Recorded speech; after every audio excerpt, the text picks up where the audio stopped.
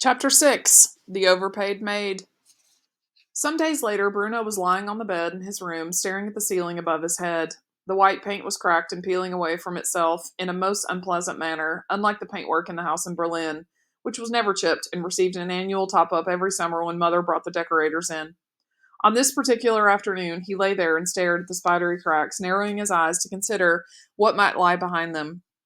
He imagined that there were insects living in the spaces between the paint and the ceiling itself, which were pushing it out, cracking it wide, opening it up, trying to create a gap so that they could squeeze through and look for a window where they might make their escape.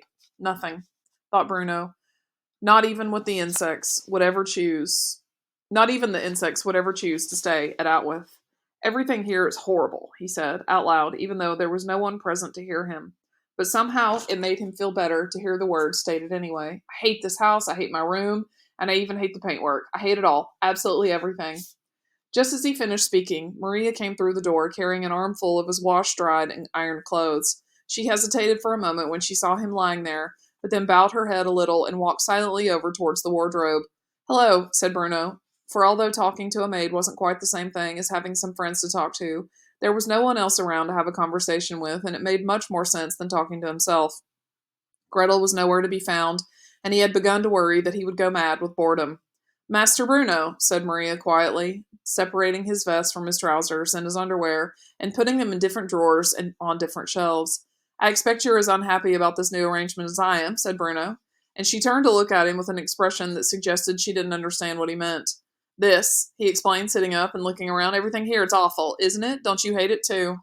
Maria opened her mouth to say something and then closed it again just as quickly. She seemed to be considering her response carefully, selecting the right words, preparing to say them, and then thinking better of it and discarding them altogether.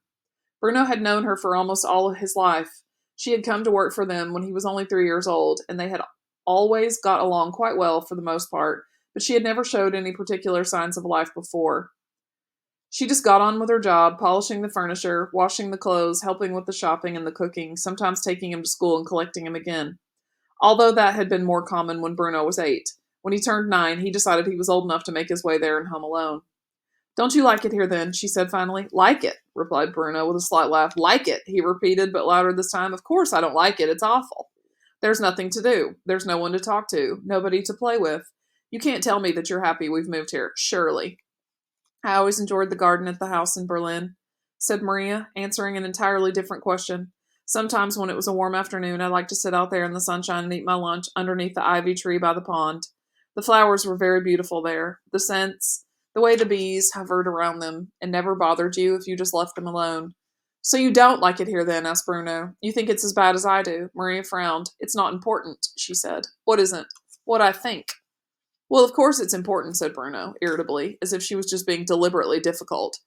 You're part of the family, aren't you? I'm not sure whether your father would agree with that, said Maria, allowing herself a smile, because she was touched by what he had just said. Well, you've been brought here against your will, just like I have. If you ask me, we're all in the same boat, and it's leaking. For a moment it seemed to Bruno as if Maria really was going to tell him what she was thinking. She laid the rest of his clothes down on the bed, and her hands clenched into fists as if she was terribly angry about something. Her mouth opened but froze, there for a moment, as if she was scared of all the things she might say if she allowed herself to begin. Please tell me, Maria, said Bruno, because maybe, if we all feel the same way, we can persuade Father to take us home again. She looked away from him for a silent moment and shook her head sadly, before turning back to face him. Your father knows what is for the best, she said. You must trust in that. But I'm not sure I do, said Bruno. I think he's made a terrible mistake. Then it's a mistake we all have to live with. When I make mistakes, I get punished, insisted Bruno, irritated by the fact that the rules that always apply to children never seem to apply to grown-ups at all, despite the fact that they were the ones who enforced them. Stupid father, he added under his breath. Maria's eyes opened wide, and she took a step towards him, her hands covering her mouth for a moment in horror. She looked round to make sure no one was listening to them, and had heard what Bruno had just said. You mustn't say that, she said. You must never say something like that about your father.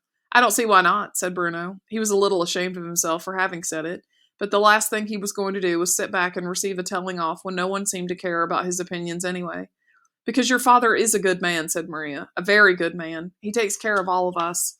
Bringing us all the way out here to the middle of nowhere, you mean? Is that taking care of us? There are many things your father has done, she said. many things of which you should be proud. If it wasn't for your father, where would I be now, after all? Back in Berlin, I expect, said Bruno, working in a nice house, eating your lunch underneath the ivy and leaving the bees alone. You don't remember when I came to work for you, do you? She asked quietly, sitting down for a moment on the side of his bed, something she had never done before. How could you? You were only 3. Your father took me in and helped me when I needed him. He gave me a job, a home, food. You can't imagine what it's like to need food. You've never been hungry, have you? Bruno frowned. He wanted to mention that he was feeling a bit peckish right now, but instead he looked at Maria and realized for the first time that he had never fully considered her to be a person with a life and a history all of her own. After all, she had never done anything as far as he knew other than be his family's maid. He wasn't even sure that he had even seen her dressed in anything other than her maid's uniform. But when he came to think of it, as he did now, he had to admit that there must be more to her life than just waiting on him and his family. She must have thoughts in her head just like him. She must have things that she missed. Friends whom she wanted to see again, just like him. And she must have cried herself to sleep every night since she got here, just like boys far less grown up and brave than him. She was rather pretty, too, he noticed, feeling a little funny inside as he did so. My mother knew your father when he was just a boy of your age, said Maria, after a few moments. She worked for your grandfather. She was a dresser. She was a dresser for her. She worked for your grandmother. She was a dresser for her when she toured Germany as a younger woman. She arranged all the clothes for her concerts, washed them, ironed them, repaired them. Magnificent gowns, all of them. And the stitching, Bruno. Like artwork, every design. You don't find dressmakers like that these days. She shook her head and smiled at the memory as Bruno listened patiently. She made sure that they were all laid out and ready whenever your grandmother arrived in her dressing room before a show. And after your grandmother retired, of course, my mother stayed, friendly with her, and received a small pension. But times were hard for them, and your father offered me a job, the first I ever had.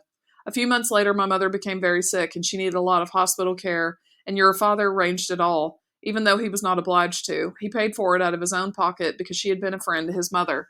And he took me into his household for the same reason. And when she died, he paid all the expenses for her funeral, too.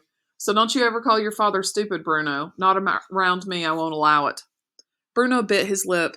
He had hoped that Maria would take his side in the campaign to get away from Outwith, but he could see where her loyalties really lay. And he had to admit that he was rather proud of his father when he heard that story. Well, he said, unable to think of something clever to say now, I suppose that was nice of him. Yes, said Maria, standing up and walking over towards the window, the one through which Bruno could see all the way to the huts and the people in the distance. He was very kind to me then, she continued quietly, looking through it herself now, and watching the people and the soldiers go about their business far away. He has a lot of kindness in his soul, truly he does, which makes me wonder. She drifted off as she watched them, and her voice cracked suddenly, and she sounded as if she might cry. Wonder what? Asked Bruno. Wonder how he can what? Insisted Bruno. The whole noise noise of a door slamming from downstairs reverberated through the house so loudly like a gunshot that Bruno jumped, and Maria let out a small scream. Bruno recognized footsteps pounding up the stairs toward them, quicker and quicker, and he crawled back on the bed, pressing himself against the wall, suddenly afraid of what was going to happen next. He held his breath, expecting trouble, but it was only Gretel, the hopeless case. She poked her head through the doorway and seemed surprised to find her brother and the family maid engaged in conversation. What's going on? Asked Gretel. Nothing, said Bruno defensively. What do you want? Get out. Get out yourself, she replied, even though it was his room, and then turned to look at Maria, narrowing her eyes suspiciously as she did so. Run me a bath, Maria, will you? She asked. Why can't you run your own bath? Snapped Bruno. Because she's the maid, said Gretel, staring at him. That's what she's here for. That's not what she's here for, shouted Bruno, standing up and marching over to her. She's not just here to do things for us all the time, you know, especially things we can do ourselves. Gretel stared at him as if he had gone mad and then looked at Maria, who shook her head quickly. Of course, Miss Gretel, said Maria. I'll just finish tidying your brother's clothes away, and I'll be right with you. Well, don't be long, said Gretel rudely, because unlike Bruno, she never stopped to think about the fact that Maria was a person with feelings just like hers, before marching off back to her room and closing the door behind her. Maria's eyes didn't follow her, but her cheeks had taken on a pink glow. I still think he's made a terrible mistake, said Bruno quietly after a few minutes, when he felt as if he wanted to apologize for his sister's behavior but didn't know whether that was the right thing to do or not. Situations like that always made Bruno feel very uncomfortable, because in his heart he knew there was no reason to be impolite to someone, even if they did work for you. There was such a thing as manners after all. Even if you do, you mustn't say it out loud, said Maria quickly, coming towards him and looking as if she wanted to shake some sense into him. Promise me you won't. But why? He asked, frowning. I'm only saying what I feel. I'm allowed to do that, aren't I? No, she said. No, you're not. I'm not allowed to say what I feel? He repeated, incredulous. No, she insisted, her voice becoming grating now as she appealed to him. Just keep quiet about it, Bruno. Don't you know how much trouble you could cause for all of us? Bruno stared at her. There was something in her eyes, a sort of frenzied worry, that he had never seen there before, and that unsettled him. Well, he muttered, standing up now and heading over towards the door, suddenly anxious to be away from her. I was only saying that I didn't like it here, that's all. I was just making conversation while you put the clothes away. It's not like I'm planning on running away or anything. Although, if I did, I don't think anyone could criticize me for it. And worry your mother and father half to death? Asked Maria. Bruno, if you have any sense at all, you will stay quiet and concentrate on your schoolwork and do whatever your father tells you. We must all keep ourselves safe until this is all over. That's what I intend to do, anyway. What more can we do than that, after all? It's not up to us to change things. Suddenly, and for no reason that he could think of, Bruno felt an overwhelming urge to cry. It surprised him, and he blinked a few times very quickly, so that Maria wouldn't see how he felt. Although when he caught her eye again, he thought that perhaps there must be something strange in the air that day, because her eyes looked as if they were filling with tears too. All in all, he began to feel very awkward. So he turned his back on her and made his way to the door. Where are you going? Asked Maria. Outside, said Bruno angrily, if it's any of your business. He had walked slowly, but once he left the room, he went more quickly toward the stairs and then ran down them at a great pace, suddenly feeling that if he didn't get out of the house soon, he was going to faint away. And within a few seconds, he was outside, and he started to run up and down the driveway, eager to do something active, anything that would tire him out. In the distance, he could see the gate that led to the road, that led to the train station, that led home. But the idea of going there, the idea of running away and being left on his own, without anyone at all, was even more unpleasant to him than the idea of staying.